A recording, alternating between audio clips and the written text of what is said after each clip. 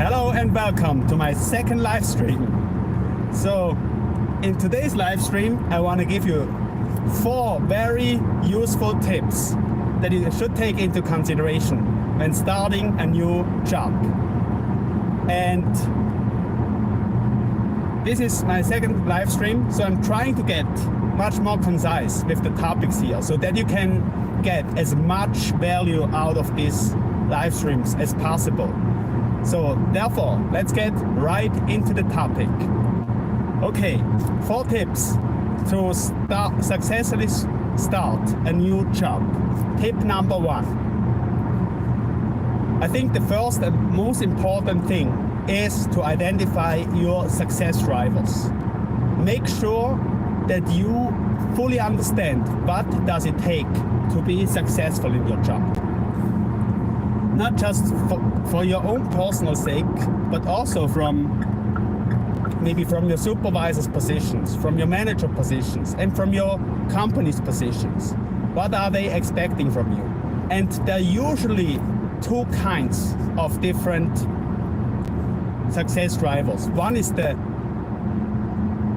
overall mid to long-term success driver, but there's usually also, especially during onboarding, at least one short-term success driver.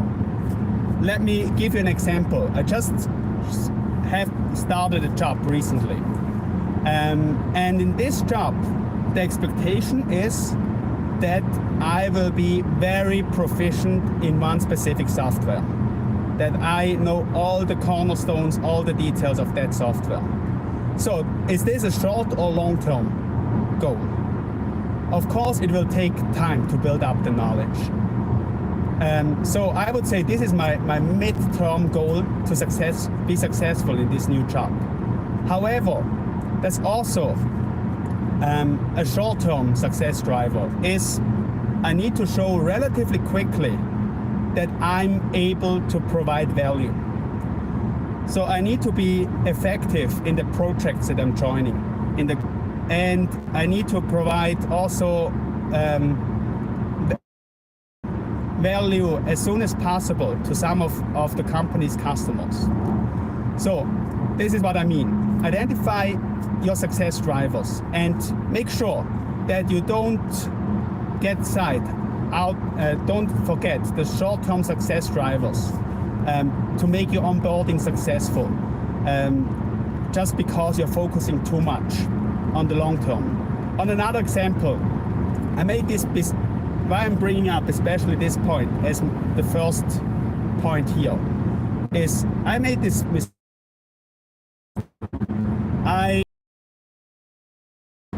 Many years ago already. The success driver was pretty clearly communicated to me. My supervisor, the company had the expectations. I was working in Taiwan as a foreigner. So they had expectations that I will be building up international business for them, that I can build up opportunities and areas where other people in the team were not able to provide or were not able to develop yet. So this was communicated to me when I was onboarding. So therefore this was the main focus, what I was doing day in, day out. But of course this will take time until you have progress. And I would say over time, I did a pretty decent job for this area. However, I lost sight of the short-term success driver. It took me 1 to 2 months to realize that actually, even though my success driver, long-term success driver, was communicated different to other team members, the company still had the expectations that I will provide value very fast, very soon, in the same areas that other team members were working on. And this ultimately led to a big gap at the beginning, because at the beginning it looked like very soon, after 1 month, 2 months, that all my performance indicators were very bad. because I was focusing on the wrong short-term thing and focusing too much on the mid-term to long-term goal. So then tip number 2, how to successfully start a new job. Tip 2 is making sure that you get an image of being very reliable very fast. This is crucial. You need to make sure that your supervisor, your manager, your team members, and maybe even your customers can trust you and can rely on you. And how to do that? I recently saw a very, very useful YouTube short from Alex Hormozi, which actually just bring it to the point. How to make sure to get a very reliable image very fast in a new job position is you're setting the expectations and then you're meeting the expectations. Of course, your boss or supervisor has some expectations for you, but ideally you are able to set the own expectations. For example, you can communicate a goal to your supervisor, to your colleagues, to your customer, that you will get some specific things done in a specific time frame. And then you need to meet those expectations. If you say you do this by the end of the day, by the end of the week, until the end of next week, you need to make sure that these things get done. So if you can do this over and over again, you set expectations, you meet expectations. Set expectations and meet expectations. You will be able to build up an image very fast of being very reliable. And actually you can even supercharge this or make it even faster by decreasing the time period of setting the expectations. Instead of telling or communicating to get things done by the end of the week or by the end of next week,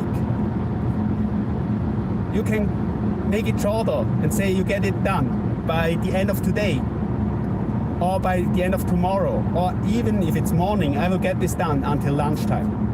Just always make sure that you're able to meet those expectations. Otherwise it will hurt the trust that you try to build up. And of course, then maybe the things that you're doing are not as big anymore. Of course, in a 1 to 2 weeks time frame, you can do much more. But in a short period of time frame, you can still complete stuff. You can answer a question within today. You can give a feedback or write a draft until the evening or something. So you can be very fast and try to get faster and faster to set the expectations and then to meet those expectations. Okay, then tip number 3, and I want you to really make use of this because this is really helpful when you're joining a new company, is use the I'm new here advantage. And this is not just this is for every job position, not just for beginners, even if you are a working professional already, or even if you are the manager of a team, use I'm new here as much as possible to your advantage.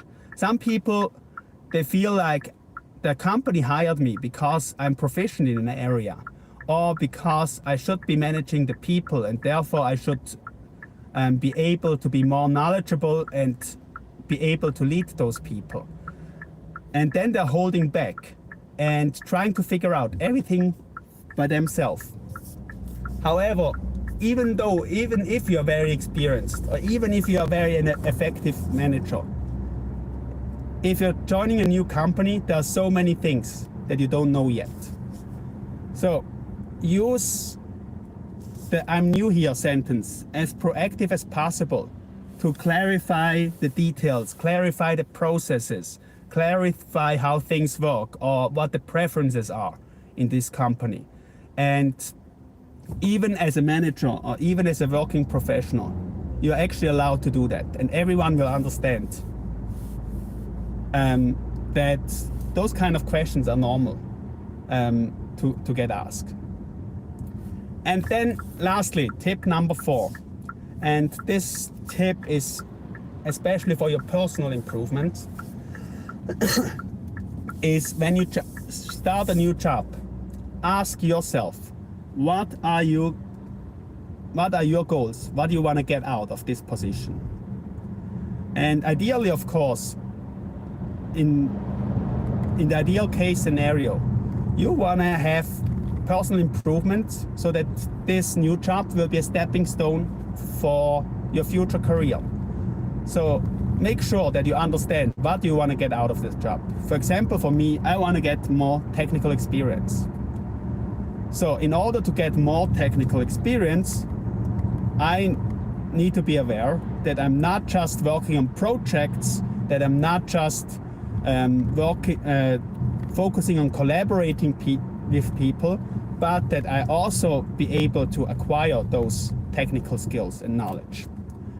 And if you're aware of that, you can plan this in very early on, maybe even in the first week. And you can also proactively communicate this, again, to set the expectations. You can, on the onboarding or during the check-in meetings, you can tell your supervisor, I see that maybe this database system or our software is using this database system. So I will spend some time to get familiar with this system. And yeah, so just make sure that you set your own expectations and take advantage for your personal improvements. And if you're just doing the job for money, this is also fine. Then your expectations is to earn as much money in the available time possible. So this means, as a result, your goal is just to make sure that you can keep your job, you can do the hours, and if you do it for money, maybe that again you get a reliable, and you get an opportunity maybe to increase your wages, your hourly wages, or maybe your monthly salary, ASAP as well. So that's it. That were the 4 topics for today's live stream. This has been my second live stream. So please give me any comments what I could be doing better. What would be making these videos more enjoyable or more useful for you. In the end, my goal is just to provide you with value as much as possible. So that's my goal here. So if you have any tips or ideas for me, please share them with me. Thanks a lot for joining me today. I look forward to seeing you next time, and especially I look forward to seeing you winning financially.